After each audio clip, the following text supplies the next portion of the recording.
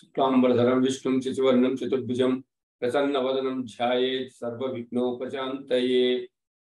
ओं नमस्तस्मै गणेशाय ब्रह्मविद्याप्रदायिने यस्यागस्यायते नाम విఘ్నసాగర శోషణే. ఇలా ప్రతినిత్యం ప్రార్థించండి, దిగ్విజయంగా ముందుకు సాగండి. ప్రాతకాలంలో మేలుకుంటూనే మహాగణపతిని స్మరించండి. ప్రశాంత చిత్తంతో నిత్య కార్యక్రమాలు నిర్వర్తించండి. జయము, గౌరవము, కీర్తి, అదృష్టం లభిస్తాయి. మనము భాగవతాంతర్గత దశమ స్కందంలోని ఉత్తర భాగాన్ని చెప్పుకుంటున్నామండి. జూలై 1న మొదలు పెట్టాము. ఇవాళ దాదాపు 30 రోజులు అయిపోయింది. 31 రోజులు అయింది. ఇవాళ 31వ రోజు అనుకుంటా. దాంట్లో ఒక 4 రోజులు సెలవులు పోయింది. దాదాపు 26-27 రోజులు మనం భాగవతం చెప్పుకోవడం జరిగింది. ఇవాళ శ్రీకృష్ణుడు రుక్మిణీదేవితోటి విరసోక్తులు ఎలా ఆడాడు అనే దాని గురించి మనం చెప్పుకుందాం. ఒకనాడు కృష్ణ భగవానుడు పరమ సంతోషంగా రుక్మిణీదేవి మందిరాలలోకి ప్రవేశించాడండి. ఏ సమయంలో? అసుర సంధ్య వేళ దాటిన కాలంలో అన్నమాట. అప్పుడు ఆ ఇంట్లో కర్పూరము, అగరు మొదలైన సువాసనలతో కూడింది. ఆ ఇల్లంతా నిండి ఉంది అనమాట. అయితే ప్రతి ఇంటికి కొన్ని నియమాలు ఉండాలండి. కొన్ని ఉగ్రత కలిగినవి, కొన్ని ఔద్ధత్యంతో కూడినవి ఉండాలి. కొన్ని ఇళ్లలోకి ప్రవేశిస్తాయి. ఎంతకాలన్నా అది సత్యం అన్నమాట. ప్రతి ఇంటికి ఒక మంచి అలవాటు కూడా ఉండాలండి. ఆ ఇంట్లోని ప్రతి గదిలోనూ ఏదో ఒక భగవంతుని మూర్తి ఉండాలండి. గదిలో ఏదైనా భగవన్మూర్తి లేకపోయినట్లయితే ఆ గదికి పవిత్రత ఉండదండి. ఆ గదికి పవిత్రత ఉండదు. కొంచెం సాంబ్రాణి ధూపాన్ని మనము ఆ భగవంతుడికి చూపించాలి. సాంబ్రాణి ఏం చేస్తుంది?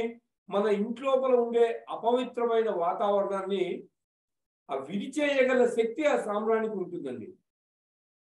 ఇంట్లో ప్రతిరోజు కనుక మనం సాంబ్రాణి వెలిగించినట్లయితే ఆ ఇంట్లో వాతావరణము చాలా పవిత్రంగా ఉంటుందండి. మనకు భగవద్ధ్యానం మీద మనసు లయం కావడానికి కానీ, లేతే మన మనస్సు భగవత్ సంబంధమైన విషయాల పట్ల ఆ తాదాత్మ్యం చెందడానికి కానీ, లేతే మన మనస్సులో ఆ భగవంతుడి యందు భక్తి నిలబడే వాతావరణం ఏం చేస్తుంది? ఆ ఇల్లు సృష్టిస్తుందండి. మీరు నివసిస్తున్న ఇంట్లో అటువంటి వాతావరణాన్ని సృష్టించుకోగలగాలి. ఒకవేళ మీరు ఆ వాతావరణాన్ని సృష్టించుకోలేకపోయినట్లయితే మనకు ఆ భగవంతుడి మీద మనస్సు నిలబెట్టడం, ఆ ధ్యానం చేయడం కష్టమైపోతుందండి. అసలే మీకు తెలుసు, మన ఇంద్రియాలకు చాపల్యం ఉంటుంది. ఏంటంటే అటు వెళ్ళిపోతుంటుంది. మనస్సుకు చాంచల్యం ఉంటుంది. ఇంకా ఈ పెంచి పోషించే వాటిని తెచ్చి మనం ఇంటి నిండా పెట్టినట్లయితే ఏమవుతుందండి? ఆ ఔద్ధత్యంని ఇవి ఇంకా పెంచుతాయన్నమాట. దానివల్ల మనిషి ఇంకా ఎటు వెళ్తాడు? భ్రష్టత్వం వైపు వెళ్ళిపోతాడండి. అలా వెళ్ళిపోకుండా ఉండాలంటే మన ఇంట్లో ఒక పవిత్రమైన వాతావరణాన్ని ఏర్పాటు చేయాలండి. ఇప్పుడు కృష్ణ పరమాత్మ అసుర సంధ్య వేళ దాటిన తర్వాత రుక్మిణీదేవి మందిరంలోకి ప్రవేశిస్తారండి. అక్కడ ఎటువంటి వాసనలు వస్తున్నాయి? అగరు, కస్తూరి ఇలాంటి పరిమళ ద్రవ్యాల సువాసన వస్తుందండి అక్కడి నుంచి. అక్కడ ఉండే కిటికీల రంధ్రాల గుండా ఆ చంద్రుడి లేత కిరణాలు లోపలికి ప్రవేశిస్తున్నాయండి. ఇంకా అక్కడ ఒక ముత్యాల జాలు కట్టబడిన ఒక తల్పము ఒకటి అక్కడ అలంకరింపబడి సిద్ధంగా ఉందండి. కృష్ణ పరమాత్మ లోపలికి వచ్చాడండి. వెళ్ళి అక్కడ కూర్చోగానే చేతిలో దండాన్ని పట్టుకొని దాని చివర ఉండే గాలి వీచడానికి ఉపయోగించే ఒక విసనకర్ర వంటి సాధనంతో అక్కడ ఉన్న పరిచారకులు శ్రీకృష్ణ పరమాత్మని సేవిస్తున్నారండి. కృష్ణ పరమాత్మ ఒక ఆగనాన్ని ఆయన వచ్చాడు అని తెలుసుకున్న రుక్మిణీదేవి గబగబా వెళ్ళి ఆ పరిచారిక చేతిలో ఉన్న దండాన్ని, ఆ కర్ర, దానికి ఒక విసన కర్ర గట్టి ఉంటుంది పెద్దది, ఆ దండాన్ని తీసుకొని కృష్ణ పరమాత్మకి విసురుతుందండి. కృష్ణుడు రుక్మిణి వంక చూసి చాలా సంతోషించి పరమ ప్రసన్నుడై ఆమెతో అన్నాడండి, రుక్మిణి, నిన్ను చూస్తే నువ్వు చాలా పొరపాటు చేశావేమోనని అనిపిస్తుంది. ఎందుకంటే వివాహం జరిగేటప్పుడు వధువు వైపు వారు, వరుడు వైపు వారు సమానమైన స్థితిలో ఉన్నవారై ఉండాలండి. నేనేమో ఐశ్వర్యహీనులను, దరిద్రులను, ఎక్కడో సముద్ర గర్భంలో వెళ్ళి నేను ఇల్లు కట్టుకున్నాను. నీకేమో శిశుపాలుడు వంటి మహా ఐశ్వర్యవంతుడితో నీ అన్న వివాహం చేయడానికి సిద్ధపడ్డాడు. నిష్కారణంగా నువ్వు అంత మంచి సంబంధాన్ని, ఆ శిశుపాలుడి సంబంధాన్ని విడిచిపెట్టుకొని ఏమీ చేతగాని వాడిని, పిరికి వాడిని, ఆ సముద్ర గర్భంలో ఇల్లు కట్టుకున్న వాడిని, దరిద్రుడిని అయిన నన్ను నువ్వు చేపట్టావేమో అని నాకు అనిపిస్తుంది.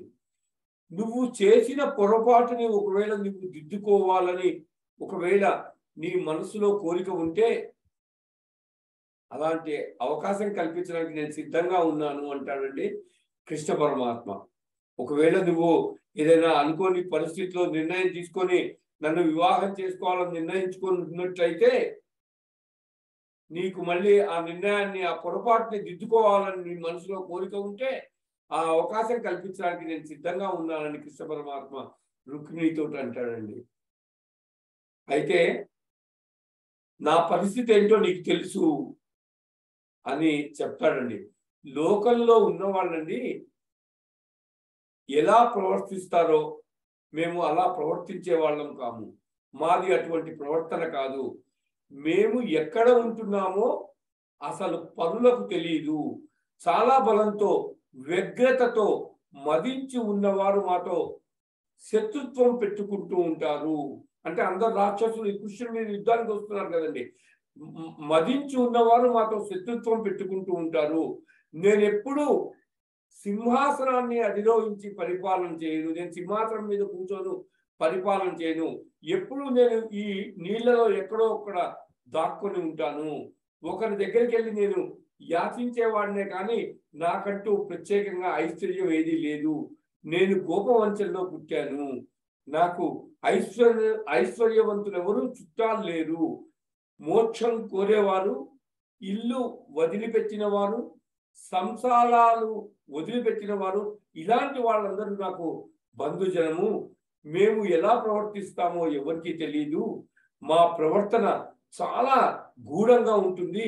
మాకు గుణము లేదు. పిచ్చమొత్తుకునే వారిని మేము ఆశ్రయిస్తాము. ఇటువంటి నన్ను, ఇంత అందమైన నీవు వివాహం చేసుకోవడం అంత యోగ్యమైన పని అని నేను అనుకోవడం లేదు అంటాడండి కృష్ణ పరమాత్మ రుక్మిణితో. కాబట్టి నీ ఐశ్వర్యానికి, నీ సౌందర్యానికి, నీ గుణానికి, నీ బుద్ధికి, నీ సౌశీల్యానికి సరిపోయినటువంటి వరుణ్ణి ఎన్నుకొని నువ్వు ఒకవేళ పునర్వివాహం చేసుకుంటానంటే ఎంతో బాగుంటుందని నేను అనుకుంటున్నాను. నువ్వు వివాహం చేసుకుంటే బాగుంటుంది. నేను నీకు ఏ రకంగా సరిపోతాను. నువ్వు ఎవరైనా సరే ఒక మంచి ధనవంతుణ్ణి, సంపత్తి కలిగిన వాడిని వివాహం చేసుకోవాల్సిందే అని కృష్ణ పరమాత్మ రుక్మిణీదేవితో అంటారండి. ఆ మాటలు వింటున్నప్పుడు అంతేనండి, ఇంకా రుక్మిణీదేవి ముఖ కవళికలన్నీ మారిపోవడం ప్రారంభించాయండి. అంత అందంగా ఉండే ఆ తల్లికి రుక్మిణీదేవికి ఆపాదమస్తకం చెమటలు పట్టేయడం మొదలుపెట్టాడు. కృష్ణ పరమాత్మ ఇలా అంటున్నాడు ఏంటి అని పెదవులు అదిరిపోయాయండి. ఆవిడికి ఒళ్ళంతా అదిరిపోయి స్పృహ తప్పి ఈ కృష్ణ పరమాత్మ మాటలు వినగానే రుక్మిణీదేవి కింద పడిపోయిందండి. అప్పుడు ఇన్ని మాటలు మాట్లాడిన కృష్ణుడు గబగబా కింద పడిపోగానే రుక్మిణీదేవి ఆమె దగ్గరికి వెళ్ళి 2 చేతులతో ఎత్తి ఆమెను తన ఒళ్ళో కూర్చోబెట్టుకున్నాడండి. ఒళ్ళో కూర్చోబెట్టుకొని ఆవిడ ఒళ్ళు చల్లబడ్డానికి కోసమని ఆవిడ ఒళ్ళంతా గంధాన్ని రాశాడండి కృష్ణ పరమాత్మ. ఆవిడ ఏమీ మాట్లాడలేకపోతుంది. నోట్లో నుంచి మాట రావటం లేదు రుక్మిణీదేవికి. ఆయన అన్న మాటలకు వెక్కి వెక్కి ఏడుస్తుంది అనమాట ఆవిడ. ఆమె కళ్ళ నుండి వెలువడే కన్నీటిని ఆయన ఏం చేశాడు? కన్నీటిని పన్నీటితో కడిగాడండి కృష్ణ పరమాత్మ. కర్పూర వాసన వచ్చే ఆ పలుకులు ఆమె చెవుల్లోకి ఊదాడండి. ఆమె నేల మీద పడిపోయినప్పుడు ఆమె వేసుకున్న హారాలు ఉంటాయి కదండి, అవన్నీ చిక్కు పడిపోయాయి.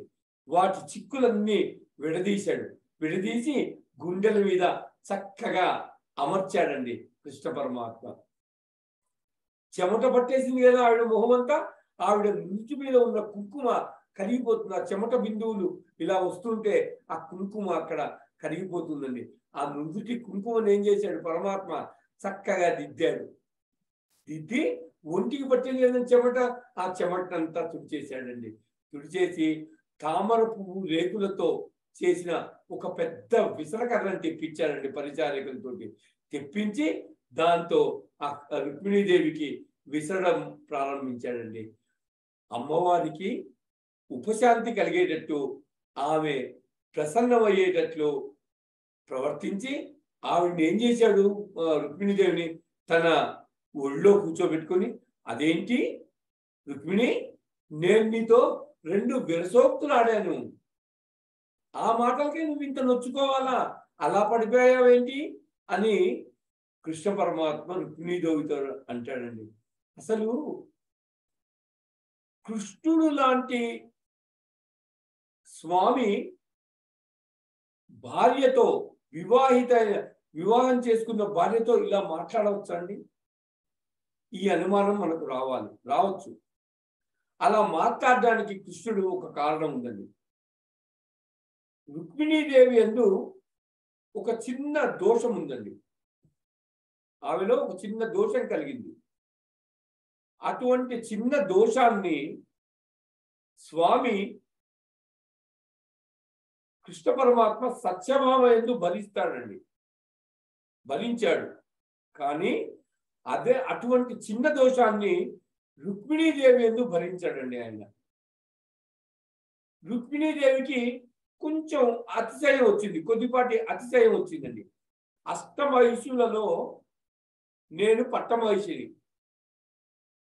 రుక్మిణీదేవి ఉంటుంది, అష్టమహిషులలో నేను పట్టమహిషిని, నేను ప్రధానమైన భార్యను, పట్టమహిషిని కాబట్టి కృష్ణ పరమాత్మ తప్పకుండా మందిరానికి విచ్చేస్తూ ఉంటారు అని రుక్మిణీదేవి మనస్సులో కొద్దిపాటి అహంకారం పొడసూపిందండి. కానీ యథార్థానికండి కృష్ణ పరమాత్మ 16,800 మంది గోపికల ఇంట్లోనూ కూడా కనిపిస్తారండి. ప్రతి వారి ఇంట్లో కనిపిస్తారండి కృష్ణ పరమాత్మ.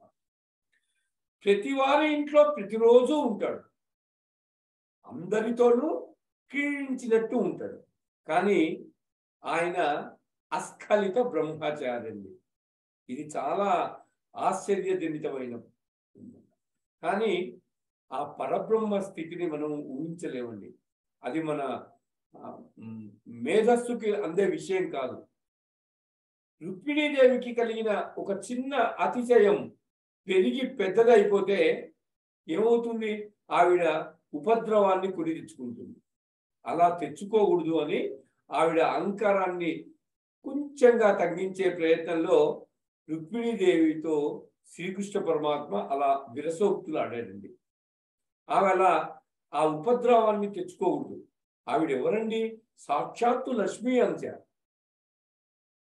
ఆవిడ ఎలా ఉండాలి? ఒక కారుణ్యమూర్తి అయి ఉండవలసిన తల్లి అనమాట ఆవిడ. కానీ ఆ తల్లికి ఈవేళ ఇంతమంది సవతులతో ఉండడంలో ఏమవుతుంది? ఒక అతిశయ భావన కలిగింది ఆవిడకి. ఆ అతిశయ భావనని ఆమె నుండి తీసివేయాలనుకున్నాడు. ఆ అతిశయ భావాన్ని ఆమె నుండి తీసేస్తే ఆమె ఒక పరమ మంగళప్రదురాలుగా నిలబడుతుంది అని కృష్ణ పరమాత్మ ఆమెను సరిదిద్దాలని అనుకున్నాడండి. అందుకని కృష్ణుడు ఆమెను దిద్దుబాటు చేయాలని మాట్లాడిన మాట తప్ప ఆయన కడుపులో ఏదో పెట్టుకొని పైకి ఏదో ఒకటి మాట్లాడింది కాదండి. కాబట్టి ఇప్పుడు ఏంటి, కృష్ణ పరమాత్మ రుక్మిణీదేవి పట్ల ప్రవర్తించిన తీరు ఎవరి కోసము? రుక్మిణీదేవి అభ్యున్నతి కొరకు ప్రవర్తించిన ప్రవర్తనే ఆయన. ఆమెలో అహంకారాన్ని తీసేసి ఒక అభ్యున్నతి వైపు నడిపి మిగతా సవతులతో కూడా ఒక అతిశయ భావం లేకుండా ప్రవర్తించేట్టు చేయాలన్న భావం అన్నమాట శ్రీకృష్ణ పరమాత్ముడి.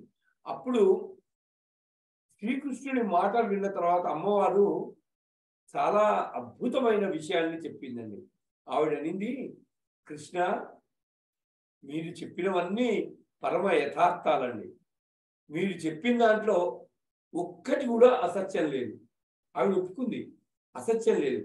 మీరు చెప్పిన దాంట్లో ఏది అబద్ధం కాదు. కాబట్టే నేను చేసుకుంటే మిమ్మల్నే చేసుకోవాలని, నేను చేసుకుంటే మిమ్మల్నే వివాహం చేసుకోవాలి, మీకు మాత్రమే పత్ని కావాలని పలవరించి నేను మీకు భార్యలయ్యాను. మీరు చెప్పినట్టే మీరు లోకంలో అందరిలాగా ఉండేవాళ్ళు కాదు. మీరు పరమాత్మ, అందుకే నేను మిమ్మల్ని చేరుకున్నాను. మీరు అందరికీ కనపడే రూపం కాదు, మీరు పరబ్రహ్మ స్వరూపుడు. మీరు బలంతో అతిశయించిన మదమెక్కిన వారు నీతో వైరం పెట్టుకుంటూ ఉంటారు, నిన్ను మర్చిపోతూ ఉంటారు. అది యథార్థమే, మీరు చెప్పింది సబబే. సమస్త బ్రహ్మాండాలను హేళగా నిర్వహించి నీకు ఒక పరిమితమైన ఒక సింహాసనం మీద కూర్చోవాల్సిన అవసరం నీకు లేదు కృష్ణ. అందుకని నువ్వు రాజపీఠాలు, రాజసింహాసనాలు నువ్వు ఎక్కవు, రాజసింహాసనాల మీద నువ్వు కూర్చోవు. నువ్వు నీటిలోకి వచ్చి ఉండడం అనేది ఏంటి? అది ఒక కర్తవ్యంతో చేసిన పని. యుద్ధం జరుగుతున్నప్పుడు ఒక్క ప్రాణి కూడా మరణించకూడదు అనే ఒక సదుద్దేశంతో అందరినీ భద్రంగా తెచ్చి ద్వారకలో పెట్టినవాడు నువ్వు మాత్రం ఆ జరాసంధుడు వచ్చినప్పుడు, ఆ కాలయవనుడు వచ్చినప్పుడు అక్కడే ఆ మధురానగరపు కోట్లోనే ఉన్నావు. కాబట్టి నువ్వు ఏ పని చేసినా నీ చేష్టితాలన్నీ లోక సంరక్షణ కోసమే, లోక రక్షణ కోసమే, కానీ నీ రక్షణ కొరకు కావు కృష్ణ అనిందండి రుక్మిణీదేవి. ధనగర్వమైన, నువ్వు చెప్పింది సరైనదే, ధనగర్వం కలిగిన వాళ్ళు ఐశ్వర్యవంతులు ఎవరు నీకు చుట్టాలుగా లేరు. ఎవరైతే తాము ఐశ్వర్యవంతులమనే గర్వం కలిగి మిగిలిన వారిని ఆ చిన్న చూపు చూసే ఐశ్వర్యవంతులు నీకు చుట్టాలు కాదు, చుట్టాలు లేరు. అటువంటి వారు అన్నీ ఉన్నా సరే అన్నిటినీ విడిచిపెట్టి ఈశ్వరుడే మాకు కావాలని భగవంతుడి కోసమే జీవితం గడిపే పరమ భాగవోత్తములు ఎవరుంటారో అటువంటి వారికి నువ్వు చెందినవాడవు. ఎప్పుడూ కూడా నువ్వు పరబ్రహ్మ స్వరూపుడవే. నీ నడవడి ఒకరు అర్థం చేసుకోలేని రీతిలో ఉండేవాడవు. అన్నీ విడిచిపెట్టేసి ఒక్క ఈశ్వరుడే చేయి చాపి అడగడమే తప్ప వేరొకరి దగ్గర నువ్వు చెయ్యి చాపనని అన్నవాడి దగ్గర చెయ్యి చాపేవాడివి నువ్వు అని చెప్తుందండి రుక్మిణీదేవి. అయితే ఇంకా మాట అంటుందండి రుక్మిణీదేవి, సౌందర్యవంతులైన కాంతలతో నీకు పని లేదన్నావు. అది నిజమే, నీకు బాహ్య సౌందర్యంతో పని లేదు. నీకు కావాల్సింది ఏంటి? అంత సౌందర్యం, మనసులో ఎంత సౌందర్యంగా ఉన్నావు అనేది ఇంపార్టెంట్ కృష్ణుడికి. కృష్ణ, నువ్వు అనిన మాటలో చమత్కారాన్ని నేను గ్రహించగలిగాను. ఇటువంటి వాడివి కాబట్టే నేను నిన్ను వివాహం చేసుకున్నాను, వివాహం నీతో కావాలని కోరుకున్నాను అంటుందండి రుక్మిణీదేవి. ఇంత తపస్సు చేసి నిన్ను పొందడానికి భగవంతుని హృదయాన్ని అర్థం చేసుకోవడంలో, ఈ భగవద్ వ్యాపకాన్ని విని ఆ తప్పు దిద్దుకోవడంలో ఈశ్వరుడికి దగ్గర అవుతారు. ఈశ్వరుని అధిక్షేపిస్తే ఈశ్వరుడికి దూరం అయిపోతారు. ఈశ్వరుడు తప్పు దిద్దడానికి మాట్లాడిన సంఘటనను ఏం చేయాలి? ఇప్పుడు రుక్మిణీదేవి తప్పు దిద్దడానికి ప్రయత్నించాడు. ఆ సంఘటన ఏం చేయాలి? మన జీవితానికి అన్వయం చేసుకోవాలండి. అన్వయం చేసుకొని మన తప్పులను దిద్దుకోవడానికి సిద్ధపడితే మనం కూడా ఎలా అవుతామండి? రుక్మిణీదేవి ఎలా పరమాత్మకు దగ్గర అవుతుందో అలానే మనం కూడా పరమాత్మకు దగ్గర అవుతామండి. అప్పుడు అంటుందండి,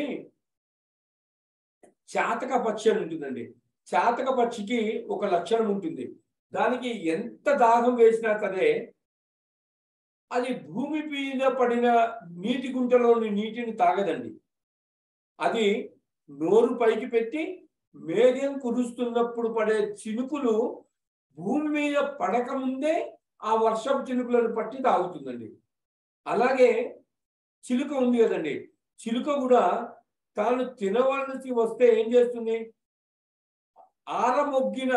మగ్గిన మామిడి పండును మామిడి చెట్టు మీద కూర్చొని తింటుంది తప్ప, మామిడి పండు దొరకలేదని ఆ ఉమ్మెత్త చెట్టు మీద వాళ్ళ ఉమ్మెత్త కాయను, లేదా ఇంకో చెట్టు మీద వాళ్ళ ఇంకో కాయను కొరకదండి.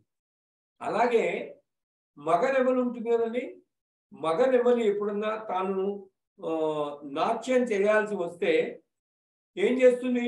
ఆకాశంలో నల్లని మబ్బు పట్టి మెరుపులు మెరిసి ఆ వర్షపు చినుకులు పడడం మొదలవగానే అప్పుడు పులి విప్పి ఆకాశం వంపు చూస్తూ ఆకాశంలో మేఘాలు చేసే ధ్వనిని చూసి పొంగిపోయి అప్పుడు అటు ఇటు అడుగులు వేస్తూ నాట్యం చేస్తుందండి మగనెమలి. అడవిలో ఈ అడవిలో పిచ్చి పిచ్చి అరుపులు, పక్షుల కూతలు, ఈ దిక్కుమాలిన ఈల పురుగుల ధ్వనులకు మగనెమలి నాట్యం చేయదండి. మేఘాలు చేసే ధ్వనిని పొంగిపోయి మేఘాలు పులి విప్పి ఆకాశం చూస్తూ వర్షపు చినుకులు పడుతుంది. అప్పుడు అటు ఇటు తిరుగుతూ నాట్యం చేస్తుందండి మగ నెమలి. అదే సింహం ఏం చేస్తుందండి? సింహానికి ఆకలి వేసి తినాల్సి వస్తే ముత్యాలు నిల్వ ఉన్న ఏనుగు కుంభస్థలం మీదకి దూకి దానిపై కూర్చొని దాన్ని పంజాతో కొట్టి చీల్చి ఆ కుంభస్థలంలో ఉన్న మాంసాన్ని తింటుంది తప్ప అనారోగ్యంగా ఉందని అడవిలో కనబడిన కుక్క మాంసాన్ని అటువంటి వాటిని తిందండి సింహము. అలానే నేను రుక్మిణి ఏమంటుంది? నేను బతికి ఉన్నంత కాలము, నా జన్మ ఉన్నంత కాలము నీ పాదాలను సేవించేదాన్ని తప్ప నేను అన్యుల పక్కకి మనస్సు చేత కాని వాక్కు చేత కాని చేరేదాన్ని కాదు.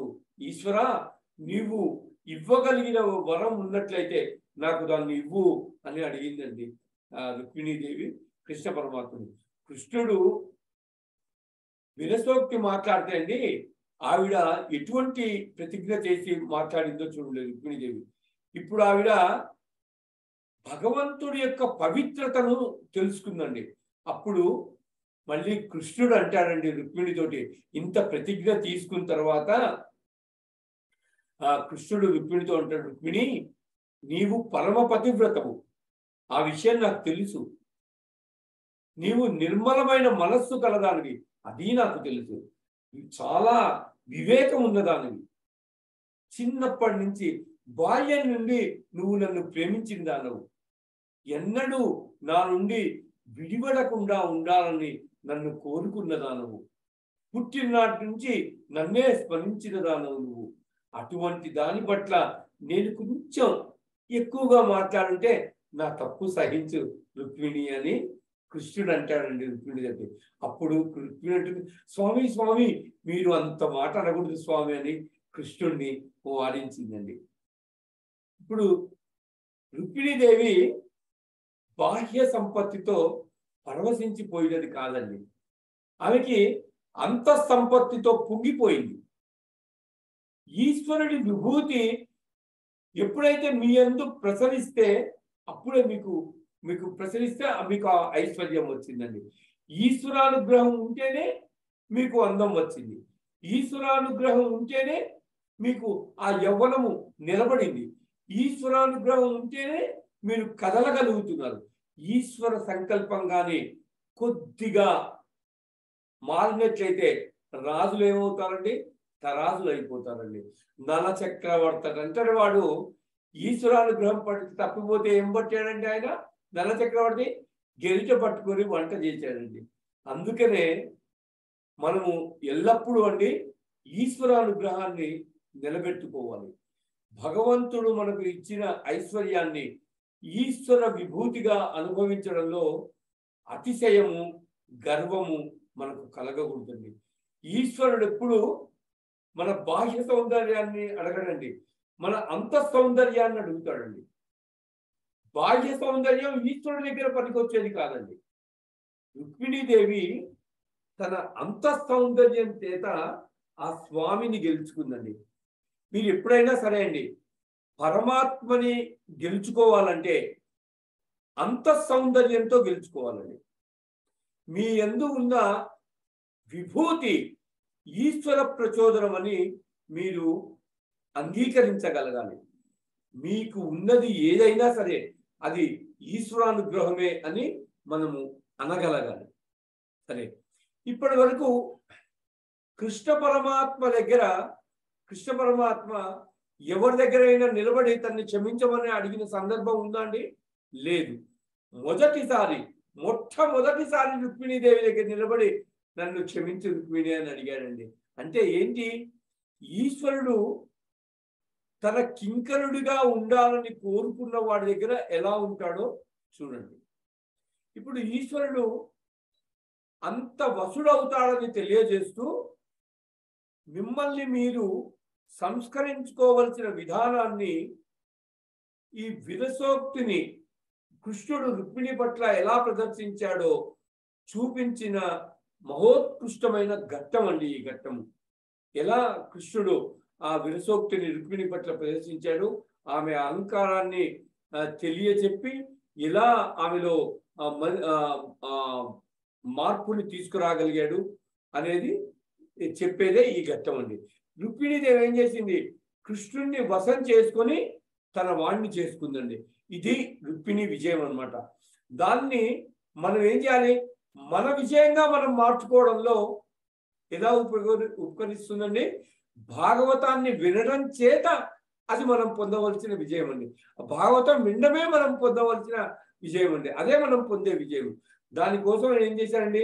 వ్యాస భగవానుడు అంతఃపురంలో వెళ్ళి వాళ్ళ విరసోక్తులు మనం చూడగలమండి. వ్యాస భగవానుడు ఏం చేశాడు? అంతఃపురంలో జరిగిన విషయాలను ఆ భాగవతంలో తీసుకొచ్చి మనకి ఇస్తే పోర్చన మార్చులు ఏం చేశారండి? మనకు మన ఎందుకు ఉన్న అనుగ్రహంతో ఏం చేశారండి? దాన్ని తెలుగులో ఆంధ్రీకరించి మనకు అందించారండి. ఓం నమో భగవతే వాసుదేవాయ.